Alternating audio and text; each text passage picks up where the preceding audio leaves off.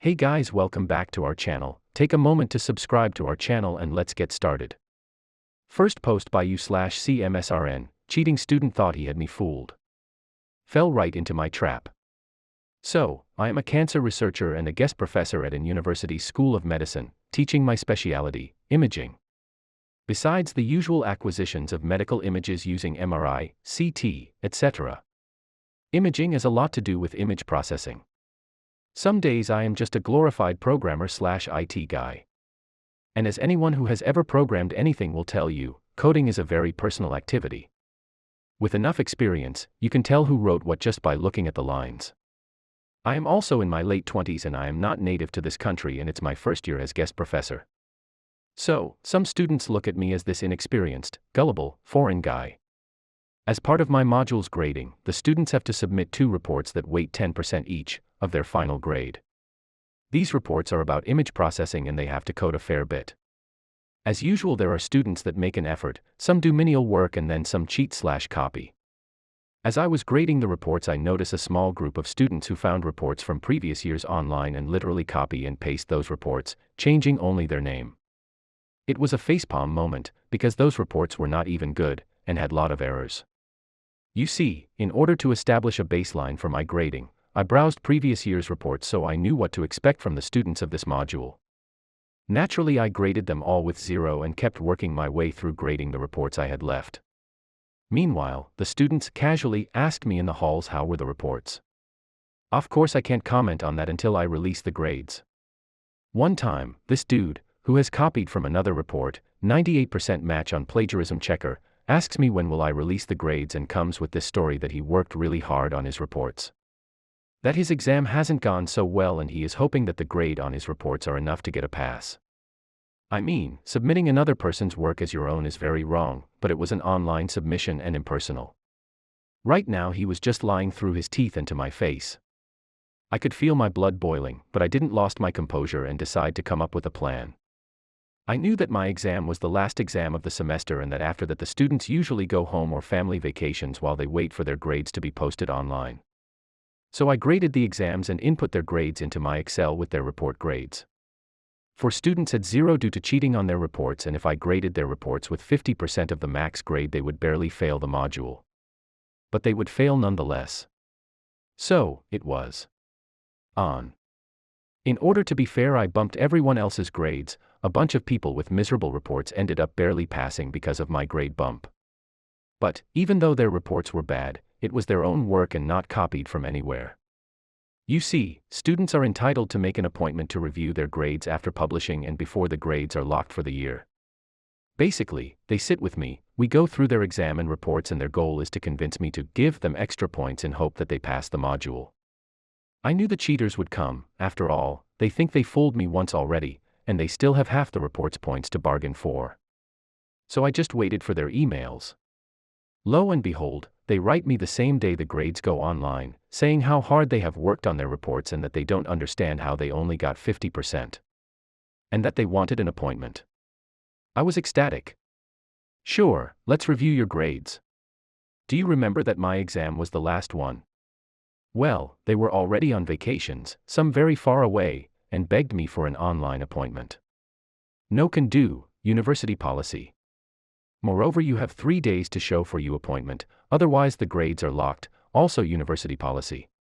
So here they come, cutting their vacations short and catching planes. Some spent hours in buses and trains to make it on time. I know what many of you are thinking. They come, I show them the plagiarism checker results and reveal that I know that is not their work and send them on their way. Well, I considered it, but I had something better in mind. Those appointments usually take 10 minutes, I show them their work with my notes on what's wrong/right and they try to find some inconsistencies in my grading and bargain for more points. I ain't giving you the opportunity. Mwahaha. So, one by one they sit with me individually. And I go through their exam and reports. Remember that they copied the reports. And copied bad ones, with a lot of errors. I ask questions, lots of them. Why did you do this? What is your reasoning for this? They don't know, it's no their work, they mumble random stuff, because they don't know what to answer.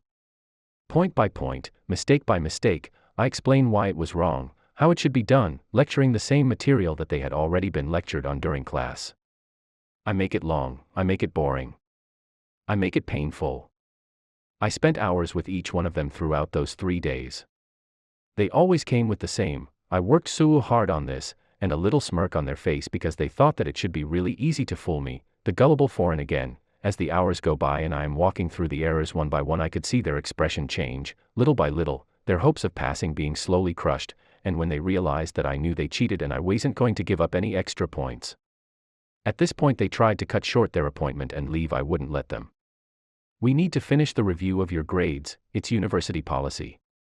And I just kept going, extending their misery for one more hour or two. It was legal torture, plain and simple. It was glorious. At the end, every single one of them left with a crushed soul look in their eyes and a fail in my class. They knew that I caught them, that I baited them, and they fell for it. They ruined their vacation and their family vacations, spent money to travel back and forth, wasted precious summer time, got bored to death and have nothing to show for it.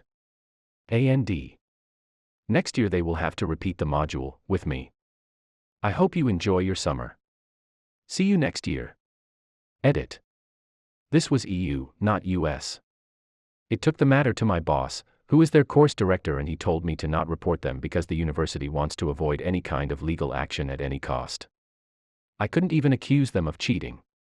Just some things I think I should have said. Oh, and loving the hate in some comments BTW, some are just name calling, but other are very classy. Although there are a few that are way too long to read, so I am sorry for that.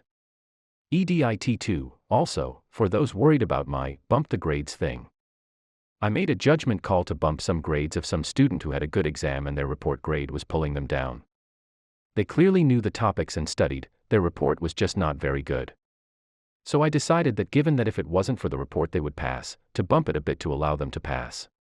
Most of them went from failing at 49% to passing at 50% on their overall final grade. Comments. First comment by MeasureX2. At my university in the US, if you're caught cheating on anything, including homework, they expel you.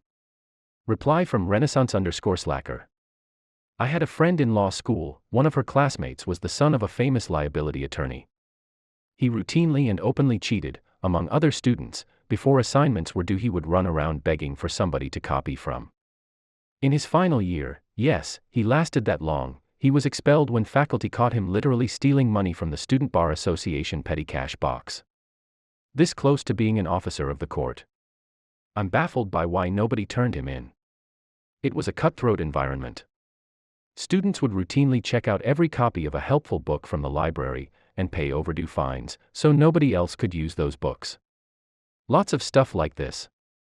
Reply from Filthy_Harold. At my school, there were tiers of punishment ranging from an automatic 0 on the assignment to being fully expelled from the school.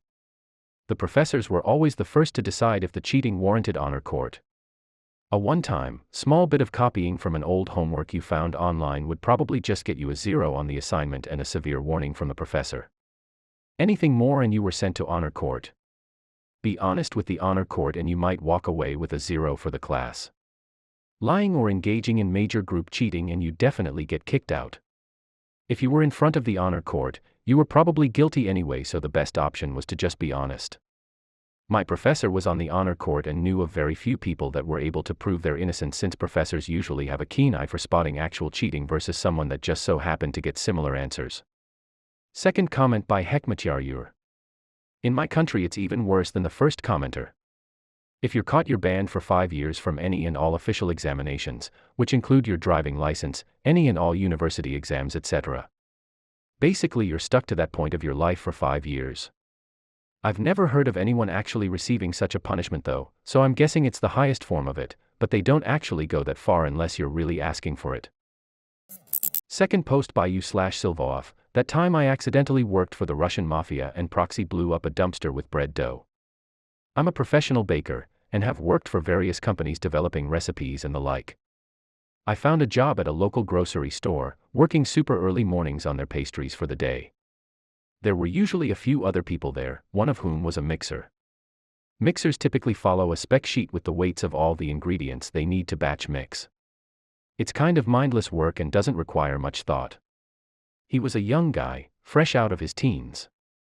We became fast co-worker friends, and enjoyed chatting it up about baking, and I'd help him put our supply order away. Good times. One day, a woman with a thick Russian accent came in and handed us business cards. She told us whatever we're getting paid, her company would double it if we came to work for them. I scheduled an interview, thinking this would be a great opportunity for me. It was a new grocery store concept, like a glitzy glammy European-style Costco, whatever that means. When I went in for the interview, the place was literally still under construction. I met their lead baker and we hit it off right away. He warned me that the big boss had interesting tastes, and we'd need to work with that. No biggie. More money, let's go. They hired us both and, over the next several months, it was a really interesting and fun experience.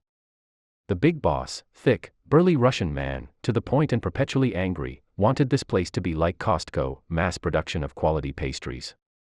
They were bringing in crazy amounts of new equipment, including folders, shapers, and injectors that were easily worth millions. We didn't have much equipment to start, and we were doing a lot of mixing in trash cans. Remember my mixer buddy? Well, he was working on the bread dough, using spec sheets provided by our lead baker. Over time they were bringing on more staff, and it was a lot of fun developing new recipes, experimenting with ratios, and figuring out how to get over constraints for the types of products that boss wanted. Did I mention he was an asshole? Oh yeah. When he was reviewing some cheesecake I had made, he said, "Good job, sweetie." I came back with, "Miss, ma'am, or my name is fine." He scowled at me, and from that point on he treated me like garbage. We brought other women on staff. I watched him hit on them. Some of the others were cool with being sexually harassed, I guess. This place was paying top dollar and had to get in good with the big boss, right? So, the stage is set here. Boss quickly turned his business into a game of survivor. He'd fire people on the spot for whatever reason. One day, one of the people he sacked was our lead baker. It came as a surprise since he was developing all the recipes we'd be using. I inherited a lot of his notes, and his development work was divided between me and the mixer. So, this whole time Mixer was kissing Big Boss ass pretty hard. He was seeing an open position with the lead baker gone, and quickly became invested in the idea of him running the bakery show and making some serious money. At the same time, my relationship with Big Boss was quickly declining. For an example, I had him sample some cinnamon rolls I had made, and he came back with, "I hate these, they're terrible." What do you not like? We can change anything about them. The dough. The filling. The icing. I don't know, I just don't like them. On a hunch, I gave some cinnamon rolls from the same batch to another lady there he had eyes for, and asked her if she'd present them to him as her own. She offered him the same product I had given him minutes before, and he loved it. Boha. Anyway, I noticed that my notes were out of place one day, and a coworker informed me my mixer buddy was stealing my work and presenting it as his own. He was also approaching me and asking a lot of baking questions, which was fine, but I knew that his knowledge of industrial ratio baking was mediocre at best. He was a mixer. Following a recipe is all he knew how to do. Knowing this, I made a decoy copy of my notes, but this time I put really, really awful recipes, with huge amounts of salt or yeast. Anyone who knew how to build a recipe could probably look at it and go, "Whoa, that's a lot." Not mixer buddy. My original plan was to leave this in an obvious spot as bait and let him steal the awful recipes, but Big Boss had other plans. We sat down for a pre-launch meeting and he informed me I wasn't going to be working in the bakery anymore, and being relegated to store setup. Mixer was going to be taking over as the lead baker. Guess all that ass-kissing really paid off, and I was to give him all my notes so far. No problem, boss. A day later was when the fun really began. Mixer mixed up a huge batch of super-ass salty cake batter, and I heard Big Boss screaming at him about way too much salt. That's not even where the fun begins. As we were setting up an industrial quantity baking equipment, we had to test the larger quantity mixing machines, and did a test run for some bread dough, with my decoy recipe that had triple the yeast and sugar. As it didn't come out right, Mixer had to throw it away. His choice. The dumpster out back in the dead heat of summer. Hundreds of pounds of dough. The fun thing about massive amounts of bread dough is that it doesn't magically stop rising if you throw it away, especially in a hot dumpster. A few hours later, I spied out back to see Mixer Buddy shoveling this massive blob of dough into trash bags that had exploded from the dumpster like an uncovered blender spewing out a yeast-laden smoothie. Here's a photo of what it looked like. It's not the original dumpster, but it should give you an idea of how awful it is. Sweet revenge. Now, about the mafia thing, this store was really strange. They had been ordering doubles of all the crazy industrial baking equipment and storing them in back. We had nowhere to put any of this. I also looked up the company they were subcontracted under, and it was to a dead address in Russia. Big Boss also had armed security guards everywhere. This was a grocery store, mind you. I had a feeling that this company was more of a front for laundering a bunch of money. I eventually was fired by Big Boss, which was great because I had been job hunting, full well knowing this business was a sinking ship. I had a new job lined up already. They had their grand opening, did business for 3 months, then closed. RIP Mixer. TLDR, I was ordered to give a coworker some recipes I had tweaked to fail prior, and a dumpster blew up. Comments. First comment by Ramrod489. Ha. So, this reminded me of the time my dad disowned me. This happened a few times during my childhood. My dad thinks it's funny. I like to bake, and I had gotten some sourdough starter, liquid live yeast culture spewing CO2, from my lovely southern pseudo-grandma. She had put it in a glass mason jar sealed with a lid which I had put in my family fridge door. Unbeknownst to me, that jar had some microfractures in the glass, probably caused by rattling against other jars when the fridge door was opened. All this time the jar was getting more and more pressurized by CO2 yeast farts. Eventually, about a week later, my dad comes in from gardening, his hobby, and goes to the fridge for a beer. It's July in South Carolina, it's hot. Dad, a white-collar academic, but grew up as a farm kid, is overheated, has just cleaned up from his dirty gardening clothes. All he wants is a taste of that cool, hoppy, liquid joy. He yanks the fridge door open and my sourdough starter jar that had gamely been holding back a flood like me the last time I ate Taco Bell on a road trip, lost its battle with internal pressure and detonated like a glass grenade. My dad was covered in glass shards and goopy yeast. It's been 10 years and he still reminds me that I'm cut out of the will.